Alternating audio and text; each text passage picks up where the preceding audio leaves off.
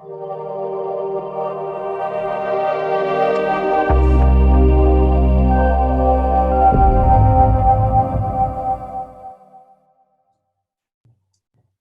am so moved to be amongst all of you today and witnessing the extraordinary power of these words that are being shared that go so much deeper than language could possibly give light to.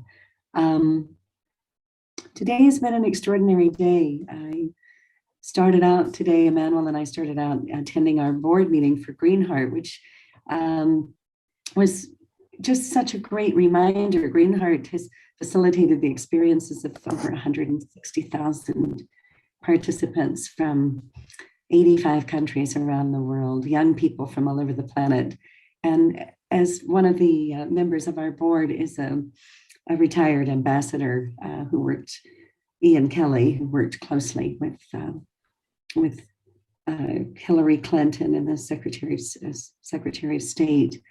And we just talked about how important it is at this moment, in this moment of conflict, to find means to share peace and share mutual understanding in a deeper way than we ever have before. And I view the work that Emanuel and I have done for the last 32 years together, it all blends together, whether it's Greenheart or Purpose Earth. We're bringing people, and of course, all the work that's being done here at Unity Earth is so extraordinary, and that we're bringing our souls and our hearts together. And Purpose Earth will be providing an opportunity for you to meet the next round of grant recipients on April 12th.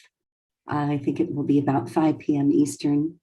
And I just want to give honor to one of those extraordinary recipients who will be honored that day, and who Peter Blaze and so many other, Marty Casey, Dr. Marty Casey, and so many others have been involved with helping to support. But there is a young woman named Nicaris, who is in the Dominican Republic. And she was started out with no opportunity for an education, received a scholarship from Montessori to become an educator. And she is now starting a school as a result of the generosity of donations to Purpose Earth for the little ones who have been running on the streets in rural Dominican Republic, and will be providing nutritious meals and snacks, and providing opportunities for these children to learn, and also for their parents to have an opportunity to be given guidance and to learn how to be even more nurturing parents than they've been. And it just is one example of dozens of extraordinary people that we meet every day through this work. And I just want to thank each of you for your support, your love, your kindness, your belief in what's possible when we forget about borders and we reach across the planet to hold hands with each other, wherever we may be. Thank you, Laura. Indeed, let's hold symbolic hands here together today. The theme of today's assembly is acting as one.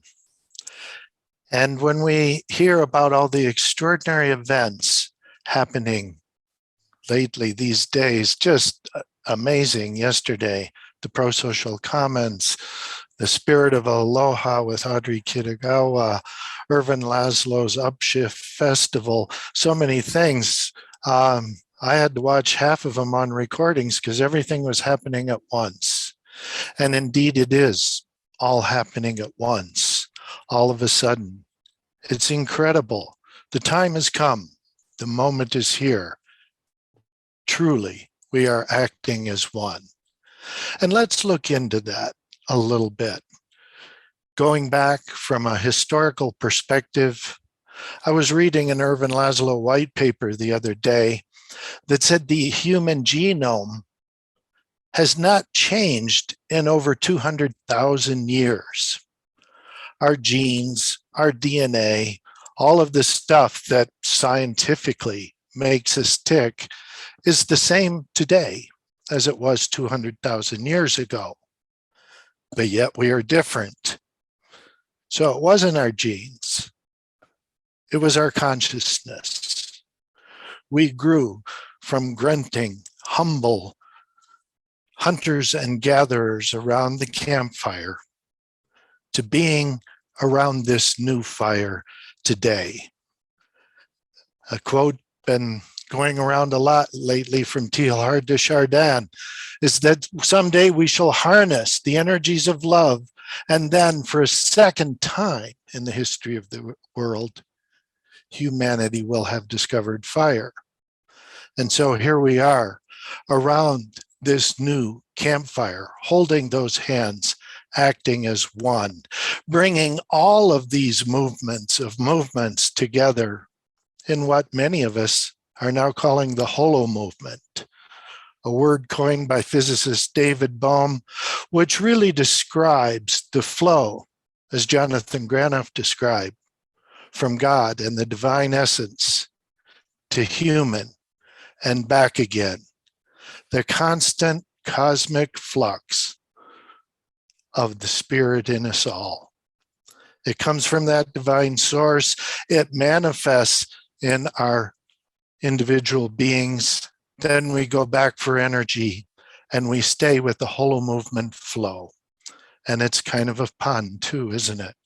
For the movement towards the whole, the holotropic attractor of the divine essence in our spirit that unites us all and gives us the strength, the vision, and the fortitude to carry on and move forward and join together, acting as one.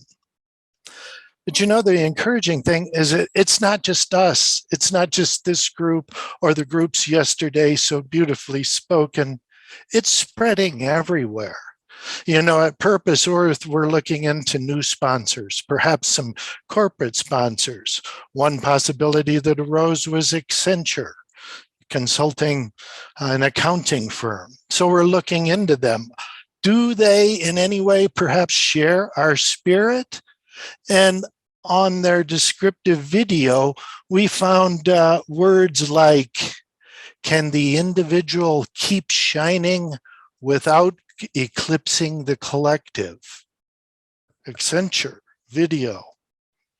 Yes, you can keep shining. You won't eclipse the collective because the collective is what we are. And what a question to ask. And you know, that is designed in the interlacing circles of the holo movement thing, where we see in the center, we all come together acting as one. Yet on the outer rims, we retain our shining individual essence. So you won't lose it, but you'll gain more when you move your holo movement into the center and find that divine essence again. And you know, Accenture said another extraordinary thing. This isn't Thomas Berry or any of the great environmental theorists of our times. This is Accenture saying people cannot go on behaving as though we are separate from nature. Good for them. Good for us all. Yes, we're nature. And as we connect as one with nature, we see that it's a new hero's journey. It's not the old classic individual pulling themselves up, as we've heard so long, the long, lonely road of the individual overcoming turmoil to come back home and rediscover themselves. That was nice for individuals. Now the new hero's journey, the story of the unity narrative is of the collective, of those individuals who've given to the collective, who give more to the collective and get more back for doing so, and build the collective essence, acting as one. And that is the holo movement, the movement of interrelated interrelated circles. It's a dance. It's a waltz of human beings. Grab those hands together. Glide across the floor. It's a waltz of all humanity, all the groups coming together into oneness in one hollow movement. And as of a reflection of nature, we can see that the birds and the bees and the fish and the termites have shown us how collective action works. Schools of fish flowing as one, flocks of birds flying together. And you know, let's visualize bees for a moment. Have you ever seen a swarm of bees? They come together and they fly like one swirly, swarming cloud of oneness, but they're all individual bees. And why do they do that? Because they're looking for a new home, a new hive. Their space has grown too small and they need to move onward and upward. And like the bees in nature, we too, our group, needs a new home. We're out there searching. It's the home where we can act as one, where we bring all the islands into the stream to one unified landmass with that fire of love in the center. And when the bees go out to search, and suddenly they're all far afield, all over on their lonely hero's journey, and suddenly a bee finds a great home, a new hive. What does the bee do? He doesn't dive into the hive to get the best, highest place penthouse real estate in the hive. He stops. And he flaps his wings and he sends out pheromones, a chemical message that only other bees can receive. And he sends it to the nearest bee. And when that bee gets it, it stops. It doesn't make a beeline for the hive. It stops and sends the message onward and onward to every bee farthest afield until the entire group has heard the call. There's a new home. It's back at our divine essence, where there's plenty of beautiful space for all of us to join together in one hive. And then we see the holo movement, because the bees farthest afield come, and then they join the next group, and they come and they join until they get to the very first bees who didn't enter. And like bodhisattvas of the human spirit who have found nirvana, they don't enter in and bask in it. They stand on the edge, and in selfless service of love, they send out the message until every last sentient being has seen the light, has felt the fire, and then, acting as one, we all come home together. That's our new story. That's the hero's journey of the collective. That's how we'll do it. And we'll overcome all the obstacles, and we'll find a new place in space, new love in our hearts. And we're going to make this happen, acting as one. Thank you.